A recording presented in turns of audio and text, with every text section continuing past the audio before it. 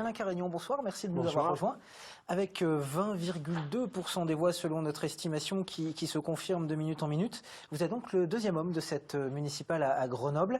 Quelle réaction cela vous inspire? On a beaucoup entendu parler chez Olivier Noblecourt et chez Émilie Chalas d'alliance contre Éric Piolle. Êtes-vous celui qui peut rassembler les autres listes ce soir?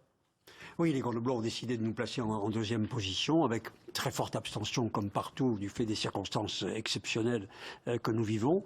Ils ont donc décidé que nous constituions l'alternative à Éric Piolle, que le deuxième tour, ce serait au fond le choix entre la continuité ou le changement. Et bien entendu, ce changement, puisque les Grenoblois l'ont décidé, nous allons le proposer dans le cadre d'un rassemblement très ouvert, en faisant appel à toutes celles et tous ceux qui ne partagent pas les options d'Éric Piolle et qui entendent rompre avec cette continuité sur tous les sujets qui ont été laissés à l'abandon et qui demeurent. Parce que les sujets, après le premier tour, que ce soit l'insécurité endémique de Grenoble, que ce soit la malpropreté, que ce soit les questions de mobilité, que ce soit même le défi écologique, sur tous ces sujets-là, eh bien, là, nous allons représenter au deuxième tour l'alternative, et je vais appeler les Grenoblois, surtout bien sûr tous ceux qui n'ont pas pu participer au scrutin ou pas voulu à participer au second tour. Et pour les candidats, vous ne fermez aucune porte, donc c'est très ouvert. Bien entendu, notre idée c'est le rassemblement, il faut que toutes celles... Notre projet est très ouvert, il est très partagé, il est très complet, mais évidemment il est toujours discutable,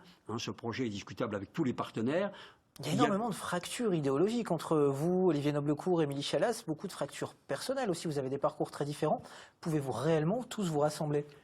En tout cas, il y avait une analyse commune sur, par exemple, les quartiers abandonnés, que nous partageons avec la liste d'Olivier Noblecourt. Il y a le projet de relance de Grenoble que nous partageons avec Émilie Chalas. Il y a tout ce que nous avons porté et qu'ils ont aussi porté en partie, la lutte contre l'insécurité qui a été abandonnée et qui serait abandonnée si Éric Piolle était réélu dimanche prochain.